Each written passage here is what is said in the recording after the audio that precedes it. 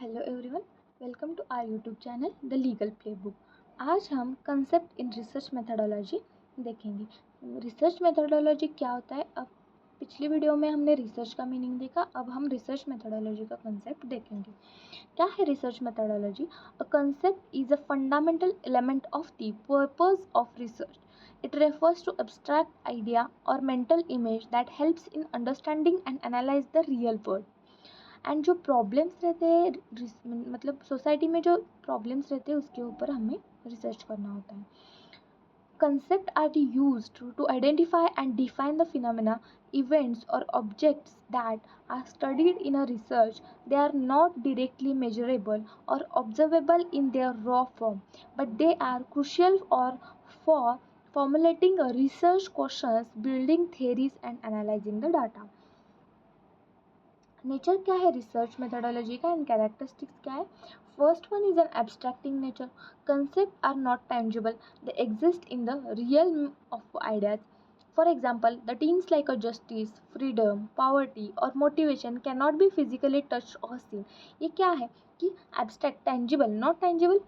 Touch हम touch नहीं कर सकते और सी नहीं कर सकते, but they can be understood, discussed and analysed. हम अंडरस्टूड कर सकते हैं, डिस्कस कर सकते हैं और एनालाइज भी कर सकते हैं. Second one is based on the generalization. Based on the generalization, the concept derived from the common characteristics observed in the various specific instance. क्या बोला है?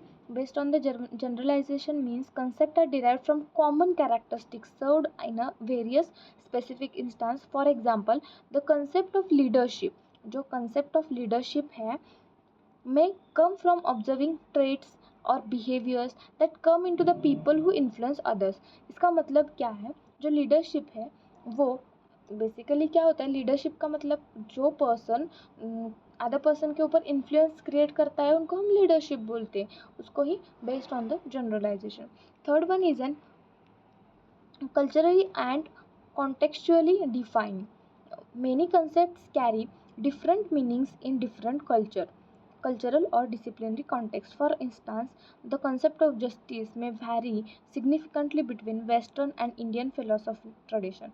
क्या बोला है? culturally and contextually defined. जो रिसर्च मेथडोलॉजी रहता है वो हम किससे स्टडी करते हैं? जो कल्चरल है एंड कॉन्टेक्चुअली डिफाइंड. जस्टिस का मीनिंग मतलब जो इंडियन फिलोसॉफी और वेस्टर्न फिलोसॉफी में मीनिंग क्या होता है? डिफरेंट. ट्रेडिशन के सिग्निफिकेंट क्या होते हैं? डिफरेंट होते हैं. Buildings blocks of theories. Building blocks of theory मतलब हमें बिल्डिंग नहीं बनाना है यहाँ पे. बिल्डिंग ब्लॉक ऑफ थेरी क्या है? Concept from the foundational element of theory. जो फाउंडेशन एलिमेंट क्या है थेरी का वो बताना है. Theories are built by linking multiple concepts together to explain the relationship or patterns in the real world. उसके बाद essential for communication. Concept enables the researchers to communicate their ideas clearly. Research क्यों करना है? Research methodology क्यों है? क्योंकि हमें concept जो है रिसर्चर के वो क्या communicate there ideas clearly communicate करने के लिए एंड सिस्टमेटिकली.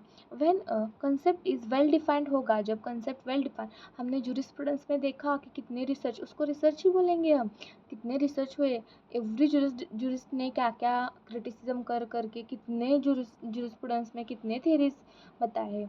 वैसे ही जो है theories are build by the building हो गए. इसेंशियल कम्युनिकेशन में क्या होगा? उसमें concepts enable researchers to communicate their ideas clearly and systematically. When the concept is well defined, it ensures that the others to understand. जब concept ही well defined होगा तो others को understand करने में exact होगा, easy होगा what is being studied or discussed. उसके बाद role of concept in research processes.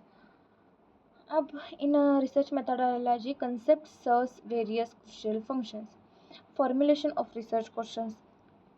Research question में फॉर्मुलेट होने before starting any study a researcher must be identify and define the key concept involve.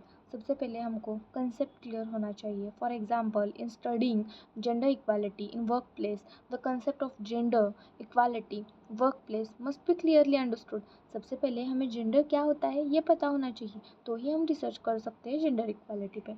उसके बाद hypothesis development. Concepts are used formulated hypothesis. A hypothesis typically connect between the two or more concepts, suggesting a relationship between them. For instance, increased access to legal aid improves justice outcomes.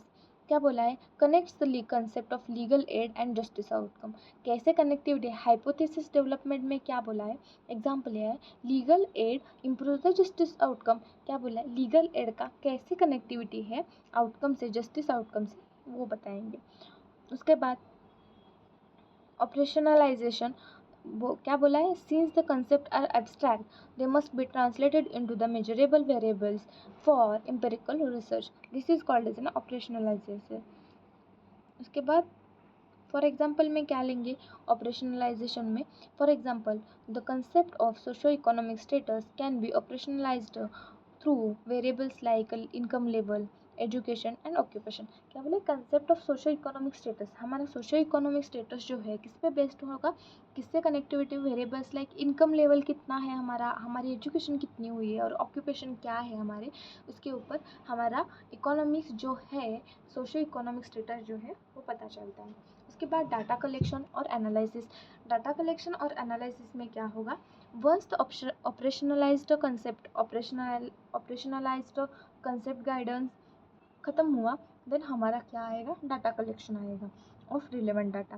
The analysis then resolve around the concepts of frameworks interpreting what the data reveals about the real world phenomenon the concept represent। Data collect हो गया, analysis करेंगे, उसके बाद theory testing and development होगा, concepts help in testing existing theories and also in developing the new ones। जो theories है उसको हम टेस्ट करेंगे और उसमें जो लूपहोल्स है उसको हम ऐड ऑन करेंगे। By observing how conceptual relationships hold or fare in real situation, researchers refine their theoretical frameworks. अब जो कंसेप्चुअल क्लैरिटी है वो होना चाहिए, हम बोलते हैं ना हमें रट्टा नहीं मारना है, कंसेप्चुअल क्लैरिटी होनी चाहिए, वैसे ही same. One of the most important steps in the research is conceptual clarity.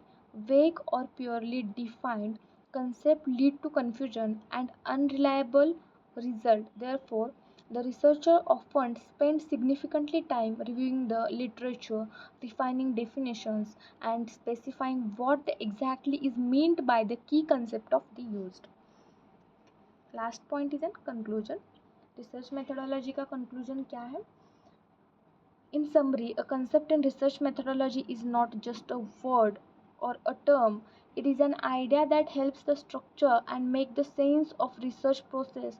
Understanding and properly defining the concept is critical to include conducting meaningful, coherent, and the valid research.